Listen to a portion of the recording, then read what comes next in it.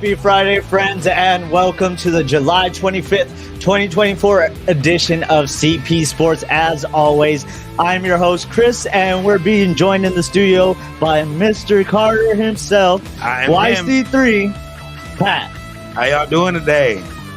How's it going, Pat? I know you had a show last weekend, or this past weekend. Oh, yeah. Whoever set up the stage and did the lights and everything, they put gasoline on the stage because we set that on fire. And I like that one. Yeah, I know you would. And I got another show Sunday at I believe it's called the Creamy Something Lounge or something like that. But okay. I'll have Chris post the flyer if anybody wants to pull up, or y'all can go ahead and message me if y'all want to pull up to the show and also show some support. Here's some good music from me, not only me, but I'll also be performing with my homie, Big Homie Ice, and also other local talent. Just go ahead and support people out here doing their best. You know what I'm saying? Yeah, it sounds good, man. I know you were telling me you had a blast on the stage when you were there, as you normally do. Yes, sir. Yes, sir. I'm sorry I couldn't make that one. I really wanted to make that one. Wrestling comes first. I understand. It's okay, because he said anniversary, and I was like, I might not even show up myself. No, but I had to do my due diligence. Yeah, of course, man. Of course. But maybe some other time I'll be able to catch you. I do want to make it to one of the shows. You make it here. Even when it's on short notice and stuff. So I want to be able to make it to one of your I appreciate you for saying that. Awesome. So as we get into it, France's high-speed rail network was hit this Friday with a widespread acts of vandalism, including arson attacks, halting travel to Paris from across the rest of France and Europe hours before the opening ceremony. There is no report of any injuries and no sign of a direct link to the games, but Paris prosecutors are open to a national investigation which can carry sentences of 15 to 20 years. So they kind of halted some travel there for the games, unfortunately. But I know I talked to you about this right before we went on. How do you feel about this one? We were just talking about this guy last week. France, or the Olympic opening ceremony is going down right now. And the last bearer for the U.S. in the final stretch is none other than Snoop D-O-double-G. Snoop Dogg. I saw him on Instagram this morning. He was already crip walking with that thing. So yeah. He had to do a sea walk. Maybe he lit a couple things with that torch, Hey, he might have. It's Snoop. I would have put it past him. As we head into the Olympic Games, we've already seen some controversy in the form of the Canadians women's soccer team, as their assistant coach and an analyst have been kicked out of the Olympic squad. This comes after the Team New Zealand said their training was disrupted by a drone being flown by their Group A opponents. The Canadian Olympic Committee stated analyst Joseph Lombardi and assistant coach Jasmine Mander were being removed and sent home immediately. Head coach Bev Priestman removed herself from the coaching staff for yesterday's game to maintain the integrity of the game, apologizing, saying, quote, "On the behalf of our entire team, I first and foremost want to apologize to the players and staff at New Zealand football and to the players on the team responsible for conduct in our program accordingly. To emphasize our team's commitment to integrity, our team's committed to integrity. I have decided to voluntarily withdraw from coaching on the match Thursday," end quote. The committee CEO stated later that new information suggests that Coach Bev was likely aware of the drone use and has been suspended. Assistant coach Andy Spence will now take the lead for the team for the remainder of the games. Lombardi was later apprehended and pled guilty, admitting to the cheating and taking an 8-month suspension. Mander was actually interviewed and later exonerated. Wow, bro, that's wild. Well, Canada is no stranger to this. They did it in our last Olympic Games, but it was the men that time. Yeah, so they got a track record here. I'm assuming. That's wild, Very, dude. very Patriots-like. You know what? I don't know that you slide because you're not a Cowboys fan. If you were, I guess you man. But Canada did ultimately go over on New Zealand 2-1. The U.S. women's team put on a show against Zambia. Trinity Rodman made her Olympic debut, scoring the first goal within the 17th minute, and Mallory Swanson hit a pair of goals within 70 seconds in the 24th and the 25th minute as the U.S. won 3-0. Good from homegirl Trinity. You know, her daddy. You know. Yep, we talked about it last year. Yes, I believe it was on our first edition of CP Sports when we changed the name.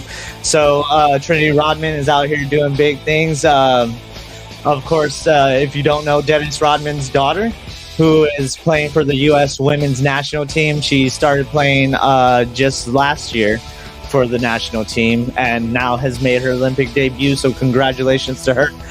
The U.S. men's team didn't fare so well, falling to France 3-0 after qualifying for the first time since 2008. They'll take on New Zealand next. They'll take on New Zealand next tomorrow afternoon. The women play Sunday at 2 p.m. against Germany. And, this men's team has seen some problems lately. They fired the manager not too long ago. Of course, this team is not the same when it comes to the Olympic Games. There's more younger players that are in the U.S. men's national team. And they only take about, I want to say, 3 of their oldest players and most their 3 most experienced players. But this is the first time they've qualified since 2008, so all eyes are on them. Of course, they don't get knocked out from this loss. It still takes some time, as the losses, the way they work is in a group. Mike said Snoop doing side quests. Oh man. Moving forward, the U.S. men's team, they've had their fair share of problems, and I don't know where they're gonna go from here. Hopefully, they can gut it out. There's 3 teams on the groups, and they all face each other. Whoever has the best record in the end goes on to face the other one with the best record, and then that's how eliminations happen. So we're still in it, and hopefully they can get the let out. Yeah, hopefully. But the men's basketball team has looked pretty solid coming in, but now it counts, and they'll be facing Serbia Sunday at 10:15 a.m. That's early, man. Of course, because it's over there in Paris. But they beat Serbia the last time they faced them, which was 2 weeks ago. They did quite the number on Serbia, but of course, that was just an exhibition game. Yeah. Now it counts, and I'm sure everybody's going to be on their P's and Q's for that one. Yeah, of course.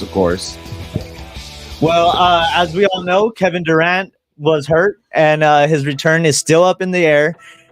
He returned to practice, but head coach Steve Kerr said there will be a meeting to determine the team's all-time Olympic scorer, or whether the team's all-time Olympic scorer will make his debut for Team USA, saying, quote, "It's not our training staff, but USA basketball manager director, who is Grant Hill, is constantly in touch with Kevin's people and with the Suns.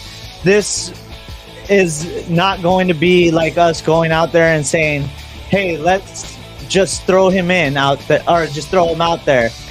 This will be a big collaboration," end quote. Durant is currently day-to-day and the women's basketball are Durant is currently day-to-day, so we don't know exactly what they're going to be doing. They did say that they wanted him to have a couple of practices in a row, and then the exhibition. Obviously, the exhibition's not going to happen, so maybe after a couple more practices, he might come in. But then again, you know, the Suns might want to just try and keep him healthy because there's also that issue. So wherever they go, we'll have to just wait, and in due time, we'll find out. Well, the women's national team will play against Japan Monday at 2 p.m. So they'll be making their first game or their game debut here soon on Monday. And the team has looked solid, just like they did last year. They're facing Japan, who is a rematch from their last Olympic Games, who they beat to obtain the gold in the last Olympic Games. So this one's going to be one that you want to keep your eyes on. Definitely. I can't, man. I watched a couple of these Olympic Games, dude. Like the exhibitions. Yeah. And I'm assuming we're gonna take it, but I can never really say yes. Yeah. You know, because there's a lot of those, a lot of teams. Everybody seems to be back on their game. Like LeBron was more aggressive in the last game, and I'm assuming, you know, everybody's gonna start taking after that. You know, what's his name that plays with LeBron? AD. Yes. Really? I was trying to remember. He was actually fouled out of the game, so he was obviously playing aggressively like his partner. And hopefully, you know, they continue this aggression as we move towards the actual games that count and obtain another gold. Bet. When the NBA season returns next, speaking of basketball, excuse me, before we get into that, the New York Knicks have seen some success in the past couple seasons. Two-time NBA Coach of the Year, Tim Thibodeau, has been at the forefront of the resurgence that saw New York become the second seed in the Eastern Conference playoffs after a 50-32 season. The Knicks solidified their trust in Coach Thibodeau as they agreed on a 3-year contract extension. He'll now be locked in through the 2027 and 28 season after reaching the playoffs for 3 times in the 4 seasons that he's been head coach. Thibodeau, like Tom Thibodeau, home of the Dimsdale Thibodeau. It does sound like that. I didn't even think. Funny. I just had to get that out. That was funny. Also, when the NBA returns next season, they will no longer be working with Warner Brothers Discovery. This past season is the last for the TNT's nearly 4-decade-long run as the NBA opted to go with Prime Video. The NBA signed an 11-year media rights deal with Disney, NBC, and Amazon Prime Wednesday after declining Warner Bros. Discovery's $1.8 billion per year offer. The new deals are said to rake in about $76 billion over those 11 years. WBD, Warner Bros. Discovery, has had 5 days to match Amazon's deal, but the NBA did not consider it to be a true match. Prime will carry games Friday nights, select Saturday afternoons, Thursday doubleheaders after the Thursday night football schedule concludes. Amazon will also take over NBA League Pass package, they'll be carrying one Black Friday game, the in-season tournament, quarterfinals, semifinals, and championship game. The NBA said in a statement Wednesday, quote, Warner Bros. Discovery's most recent proposal did not match the terms of Amazon Prime Video's offer, and therefore we have entered into a long-term arrangement with Amazon. Throughout those negotiations, our primary objective has been to maximize the reach and accessibility of our games for our fans. Our new arrangement with Amazon, supports this goal by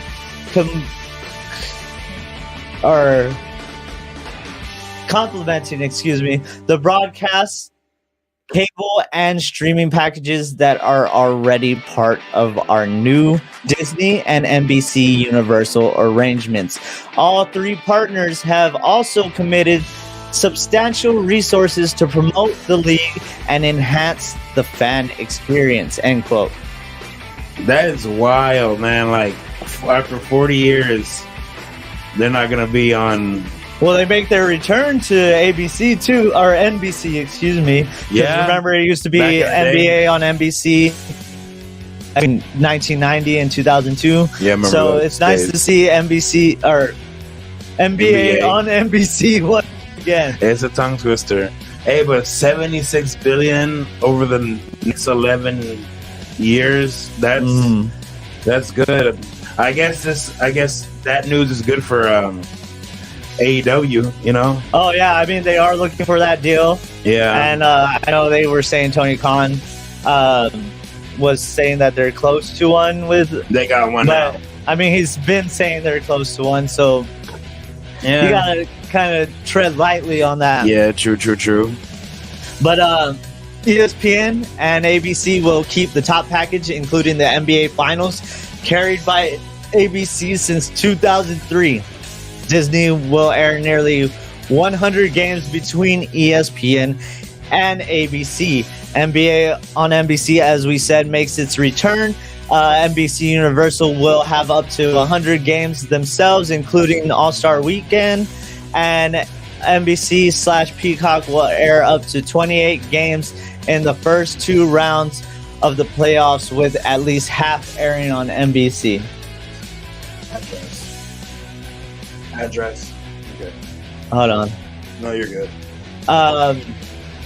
Moving on, Amazon and NBC will air one of the two conference finals for 6 of the 11 years on a rotating basis. So Amazon and NBC are going to share a conference game, finals game, which will be just periodically worked through the years. So one year NBC is going to air it, the other Amazon's going to air it. That works.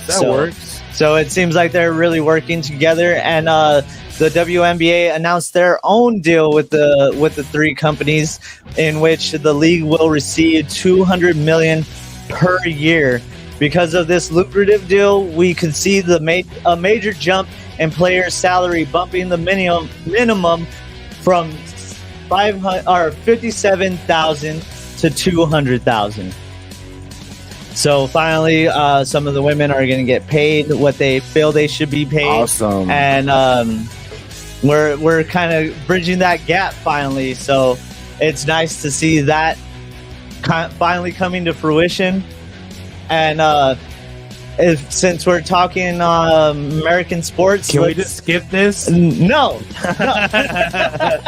As we're talking American sports, let's get into America's team, as the Cowboys are set to enter the 2024 season with All-Pro Dak Prescott, CeeDee Lamb, and Zach Martin on the last year of their contract. After leading the NFL in catches last year, Lamb opts to hold out for a big money deal, skipping out on training camp. QB Dak Prescott wants to continue with the team, but realizes that most great quarterbacks played for other teams, and it may be a reality for him someday. And he says he may not have a choice. Dak's contract runs out in March, and he's seeking a new deal. Micah Parsons enters the final season of his contract in 2025 and is also looking for a new deal. Jerry Jones says he's focused on going to the playoffs and doing better. Despite going 12-5 in the past 3 seasons, they have yet to win an NFC playoff game or an NFC championship game since 1995. And they lost the Packers in the wild card last season. So I guess as long as they get past the wild card. I'm not saying too much. You said it all. I mean, No comment. Say it. I mean, everybody knows I don't like the Cowboys, but I mean, if Dak Prescott feels like he needs to go to another team, maybe you do. I can see him being successful elsewhere. I mean, I would go. I mean, didn't he lead the league in like touchdown passes last season or something like that? I believe so. I mean, he's a good quarterback. I mean, they have a lot of good players. They just don't know if it's their coaches, their staff, like what makes them not punch their ticket all the time. Like they do good, and then they just we don't really want it. Yeah, it's like, but no one ever says that. Yeah, I get exactly what you mean. I don't hate on them for the fact that I just hate the Cowboys. It's like if the Spurs went to the Western Conference Finals or the playoffs every year and did great, and then Pop was like, I don't even care no more. Or the player's like, I'm going to make it seem like I don't care no more. I'd be pissed too. I get you. You know? Yeah, I understand. But the 49ers are also facing their own issues with contracts as their star wide receiver, Brandon Ayuk, which we talked about, did in fact hold out during the training camp and did not show up. And so is left tackle Trent Williams. He opted to hold out. Williams was not at practice due to contract issues, and it said that GM John Lynch is trying to work out something with Williams' agents. But on the topic of contracts, Jaime Munguia signed a multi-fight co-promotional deal with Top Rank after his last fight with Golden Boy Promotions, and which was his first loss against Canelo Alvarez. He's now set to fight Eric Bazinian excuse me, on September 20th in Phoenix. And since we're talking about Alvarez, he finalized his own fight, putting his super middleweight championship on the line against Edgar Berlanga September 14th at the T-Mobile Arena. So still no Benavidez fight, which probably means we'll be waiting for a while. Yeah. This could end up being another one of those fights where we don't see it until Benavidez is no longer in his prime, kind of like Pac-Man and Mayweather. Yeah. Sad. Berlanga is still 22-0 with 17 knockouts. 16 of those came from the first round.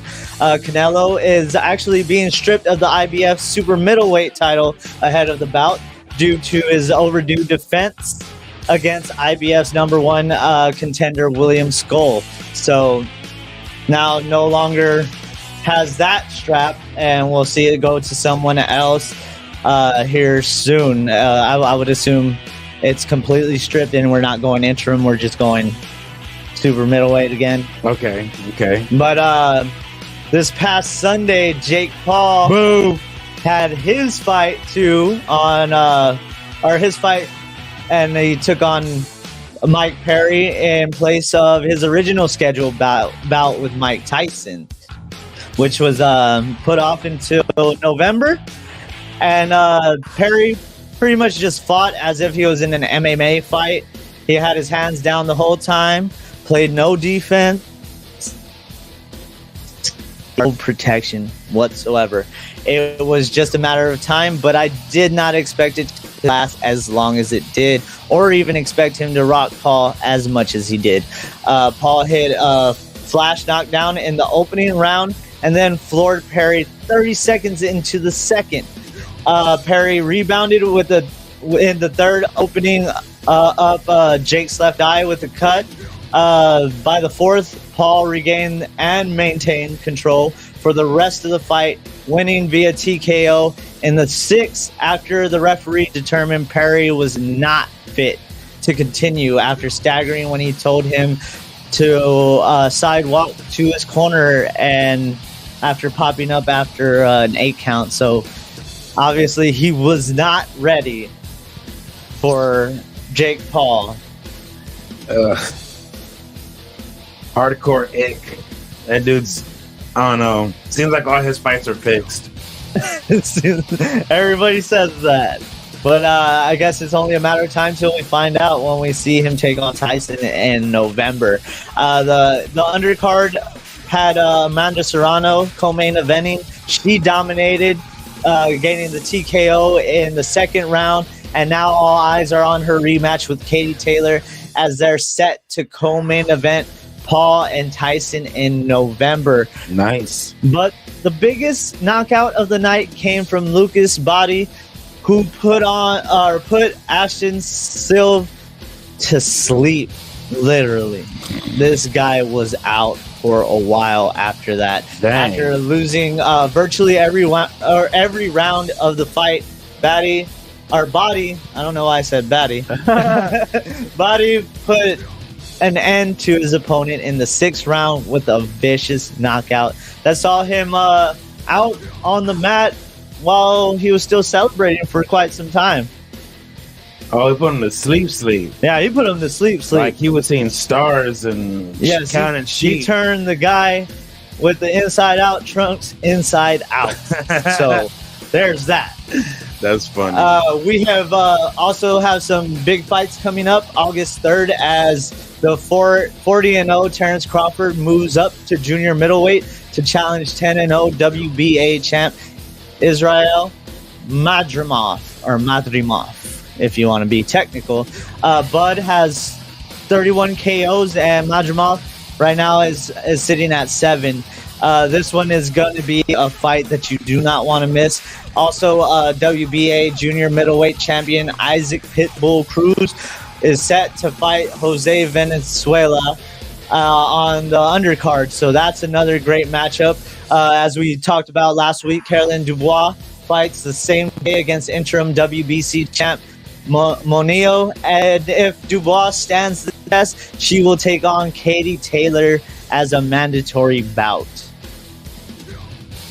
Whoa, we lost music here. Yeah, that has been kind of...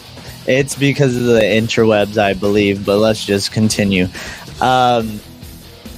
Carolyn's brother, Daniel Dubois, is set to defend his IBF World Championship September 21st against Anthony Joshua.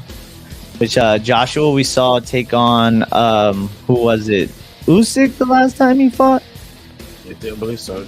Usyk, right? Yeah, Usyk. Yeah, it's pronounced Usyk. Rusev Budian. Rusev Machka. Sorry. Anywho. Daniel Dubois will defend against Anthony Joshua, who seeks to become the 3-time heavyweight champion. Both men lost to Alexander Usyk in pursuit of the title before he vacated the belt, and Dubois was elevated to IBF World Champion. Joshua faced defeat twice during Usyk's reign and put Dubois' quest, and Usyk also put Dubois' quest for gold on hold a year later. Booker's favor Anthony Joshua in this bout, and Usyk agrees. Given his experience with both men, he is predicting that Joshua will go over. Against Dubois? Yeah. Winner fights Usyk or no? No. Usyk used to be the champ, but he had to vacate, and Dubois is now champ, and now he's defending it against Joshua. And they don't have anything set for after that just yet, so we'll have to wait and see what happens there. Okay. But a lot of fights are sure to excite in this coming month. But we have some that we don't have to wait for, as UFC 304 goes down tomorrow, showcasing Leon Edwards and Bilal Muhammad 2 for the UFC welterweight title. Tom Aspinall defends his heavyweight strap against Curtis Blades in the co-main event, who is, surprisingly, I saw Blades was favored to win. I thought they're a pretty even matchup, but we'll have to wait and see what's going to happen there. And another potential banger, we'll see King Green take on Paddy Pimblett. As you know, WWE SummerSlam goes down also on the 3rd, like those 2 fights, and also I think there's something else going down on the 3rd, but it's just not coming to me. But we did see TNA's wrestling show, the biggest show of TNA's history in a while. Yeah, in a while. And we saw a Slammiversary that's going to hold us off until SummerSlam. We'll just run down the most notable moments. Knockouts tag champs Masha Slamovich and Alicia Edwards retained against Spitfire, Danny Luna, and Joey Thread. Unfortunately, I did not catch this one because it was on the countdown to Slammiversary, so I don't really have much to say on that one. I do like Masha Slamovich. I'm not much of a fan of Alicia Edwards, but she's kind of growing on me a little bit since she's been joining the fray with them, and she's kind of the mouthpiece, it seems. This past episode, she talked about, trust in the system. All of them look shook, and we'll know why as we get into who won the championship matches. Yeah. Another notable moment, Hammerstone made his return to take on Eric Young. Hammerstone, of course, controlled the match as he should, but he did not go over on Young. Young won with a roll-up pin, reversing the torture rack. Young got his fair share of offense in, but didn't agree. I really didn't agree with him going over, but of course, the roll-up pin has been something they normally use to make it seem like the other person's not as weak. And with him coming off of injury, you could always say like, oh, he wasn't 100%. So that does work out for them as well. ABC regained their tag team championships against the System's Eddie Edwards, your favorite, and Brian Myers. I don't like either of them. You don't like Brian Myers? He's the best loser ever. Yes, I do like him. He's the best. But I do not like Eddie Edwards. I'm sorry. No matter how much I used to love the American Wolves with him and Davey Richards, but that was old ROH days when ROH was still a thing. AJ Francis lost his digital media championship and the International Heavyweight Wrestling Championship to the French-Canadian Frankenstein PCO in a Montreal street fight. And I think they went a little overboard with their weapon spots. PCO controlled most of the match, while the majority of Francis's comebacks came from using weapons. Francis had his fair share of botches in this match, but the Montreal crowd was on their feet for the hometown hero PCO, who had his first televised match at home and ultimately won both championships, including the international title that has a deep-rooted history in Canada, once held by the likes of Dino Bravo, Abdullah the Butcher, David Schultz, Head Shrinker Samu Anawai, and Haku, to name a few. Hey, that David Schultz, though. That's the boy right there. He smacked the hell out of it. He sure did, bro. I still love that video to this day. To be honest with you, like I could watch it. I don't know how many times. Does that feel fake, boy?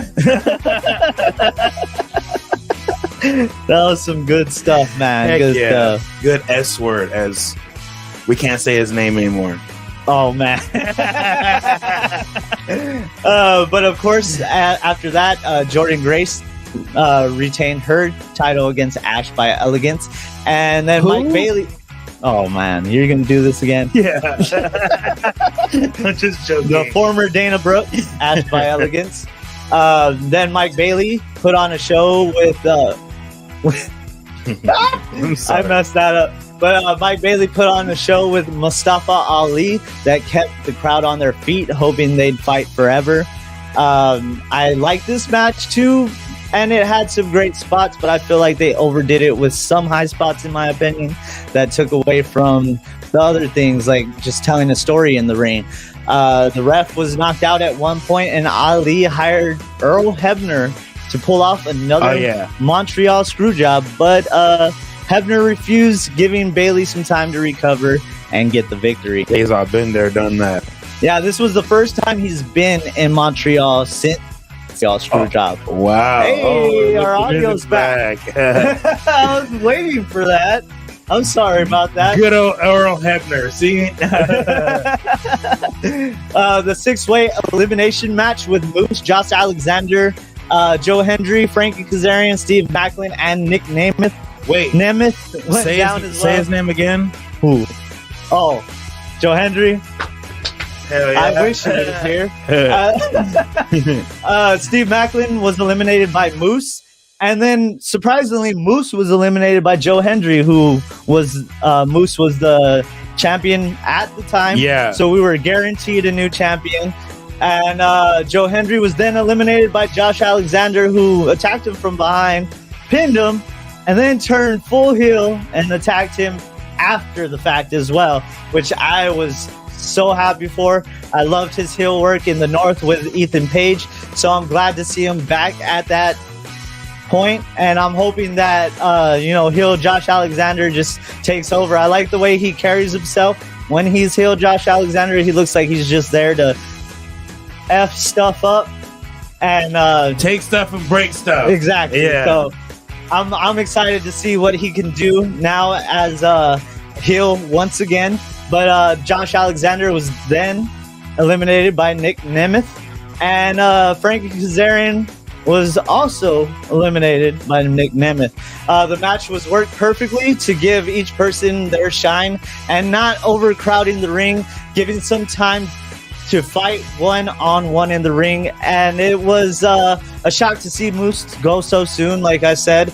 But I figured Nemeth was the next man up because although I believe in Joe Hendry, I figured they wouldn't have him go over on this match. It should have let my boy Kaz win. Nah, but shout out I would love that too. Yeah, shout out to Nick Nemeth for getting another major title. For real. Since he deserves it. He was world heavyweight champion back in like 2012. Dude, that's a long time ago. I believe so, like 12, 13. Something like that. When he was with Big E and AJ, right? Yeah. Yeah. He held the title, I believe, twice. Yeah, twice. But moving forward, as we're talking about, WWE, rumors are swirling that Bobby Lashley and MVP are likely leaving WWE after recent reports suggest they were removed from the internal roster. When asked about it by Mail Sports, Paul Triple H Levesque responded with, quote, "Just like any other sport or business, we sign talent. Their contracts run out and we release talent. It's part of the process. It's ongoing," end quote. This was similar to what he said when they asked him about Drew Gulak shortly before Gulak was released. I mean, my thoughts on the whole Hurt Business thing, I mean, if they're going to go, they're going to go. You know what I mean? Like, I'm starting to get used to that because you always tell me that whole Hurt Business thing. They did. They screwed that up. That would have been so great. They had so much BS going on around that time during that COVID era. That's when it started. So we're getting all this bloodline stuff. And then Bloodline and Hurt Business would have been perfect. Exactly. And they were working on that. And then all of a sudden it just it came and went. I just feel like they had too much focus on all that stupid crap they made Bray Wyatt do because he didn't want to do none of the stuff that he was doing around that era either. What was that? Like that? The fire thing? And stuff like that? That was around that time with Randy and Alexa. As you know, I wasn't really much of a fan of that era of Bray Wyatt. Oh yeah, no. Just because it was a bit much, and I just felt like it kind of took away from a lot of the stuff that he could provide to the product, especially with his promos, things like that. But you know for a fact that he wasn't the one calling all those shots now. We know that now. Yeah. Seen that documentary, but that was another thing that halted the Hurt Business because they were trying to do too much big things in a time where we just needed that small, subtle stuff. Like, like we got the Bloodline story that was great. I mean, we could have got that clearly. It lasted how long now? 4 years, dude. And it's still going, and people are still interested. Dude, I'm interested. I mean, they've been calling out Roman multiple times recently. Roman's showing up, and there's speculation that he may be showing up at SummerSlam, which I hope does happen. And we'll see what happens there. But before we reach SummerSlam Sunday, we will see the 11th installment of Josh Barnett's Bloodsport, which will feature WWE talents Charlie Dempsey, Shayna Baszler, and the Creed brothers. Oh, banger. Dempsey is set to take on Royce Isaacs. Brutus Creed is set to take on Filthy Tom Lawler, which I'm excited for that one. Mayu Yamashita is taking on Shayna Baszler, and Julius Creed will take on Matt Wachowski.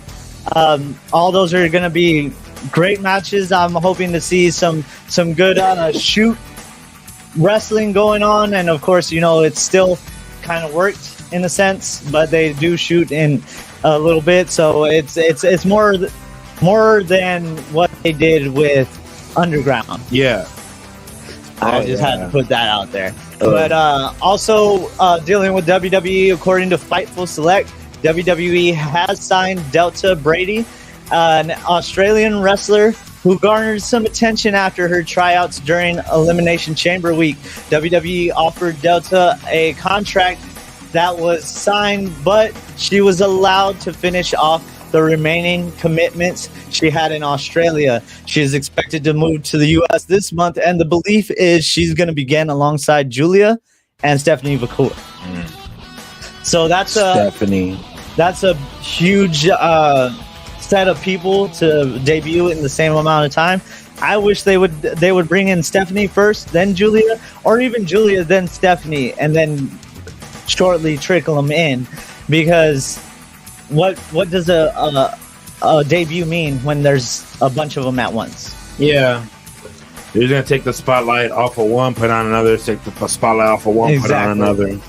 Also, don't forget that Raw and NXT will be airing on Sci-Fi for the next 2 weeks due to the Paris Olympics. Joe Hendry is set for a live performance at night one of NXT's Great American Bash. I do not agree with the Great American Bash coming out on TV and not a PLE.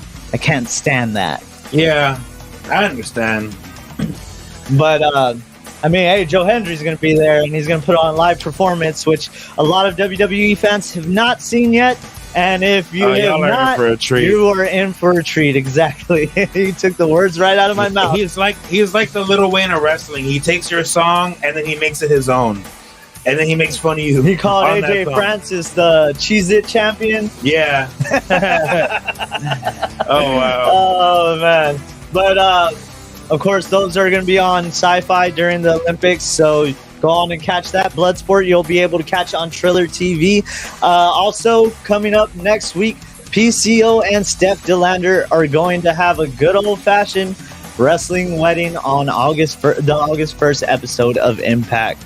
After PCO said "we" to SDL's proposal after his match at Slammiversary. We.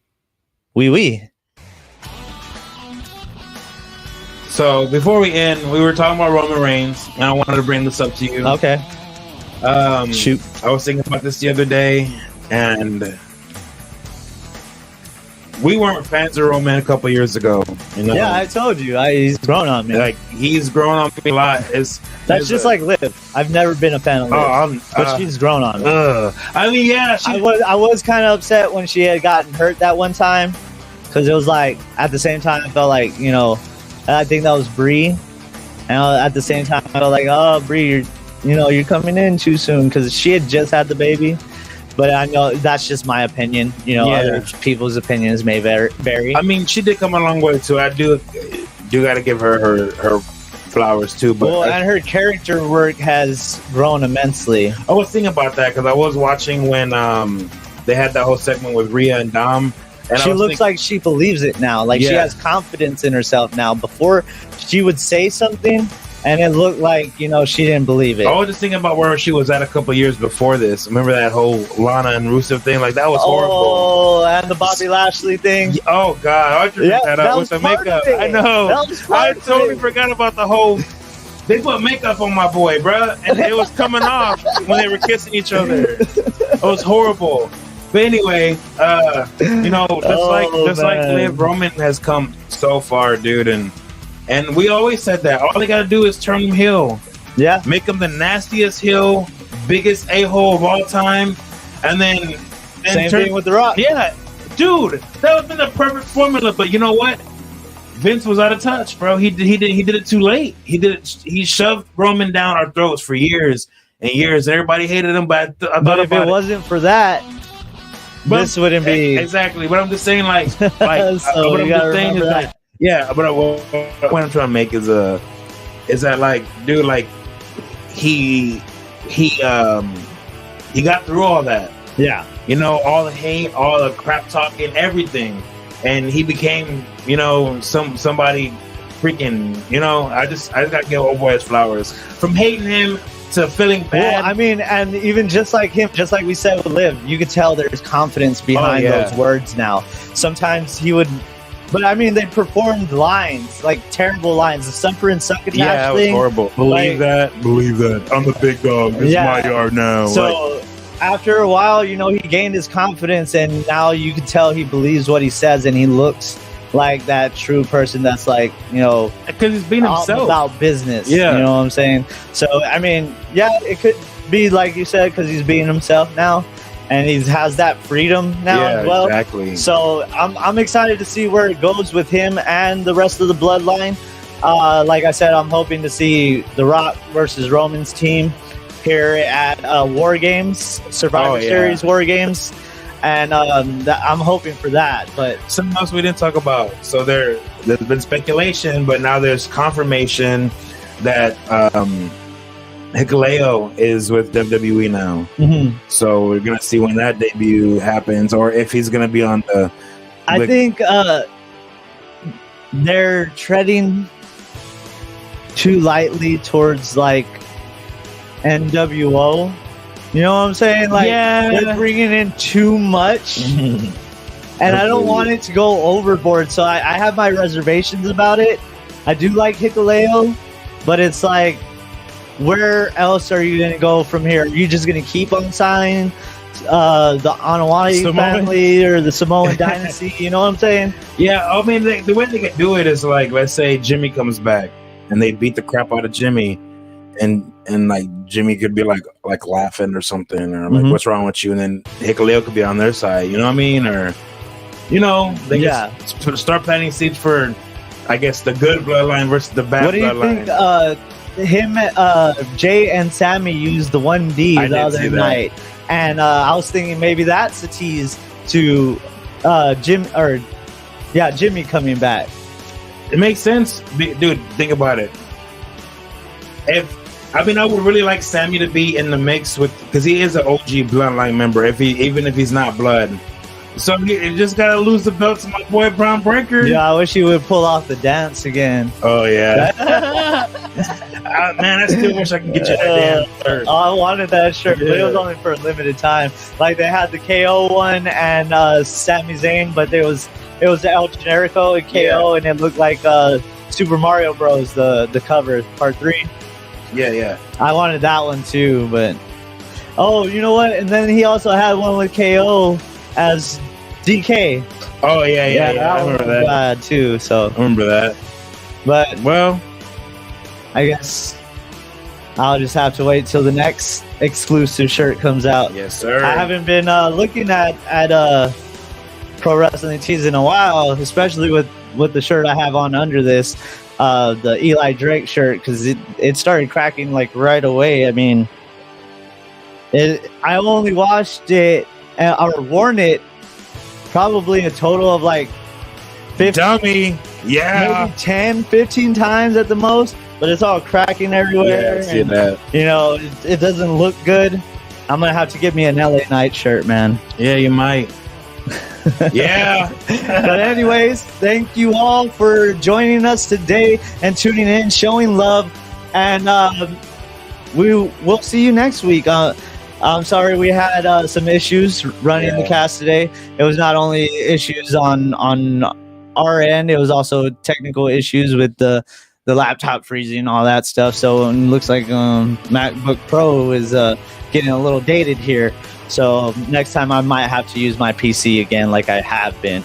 So thank you all for listening. We hope you have a great weekend. Y'all stay safe out there. And you got anything else to add, Pat? Show up at Pat's Freestyle Sundays or something? Return to the Free Flow Sunday. Free Flow Sunday. Yeah, it's the homie Ralph. He did this a couple years back, and I got invited from my homeboy, Big Homie Ice. So we're just I'm gonna do a couple songs with him. I'm gonna do a song by myself. I'm gonna, be Big Homie Heist's Hype Man. There's gonna be a live freestyle there, so everybody can hit the cipher. I ain't sure if I want to jump in or not. I might, depending on what beat they pick, and pick some fire. Then I'm spitting flames, But we'll definitely see what happens. But if y'all do want to go ahead and message me or message Chris. I'll have him post the flyer on our page as well for CP Sports if y'all are interested. And that'll be all for today, folks. For CP Sports, I'm Chris. I'm Pat. Y'all have a wonderful weekend. Peace.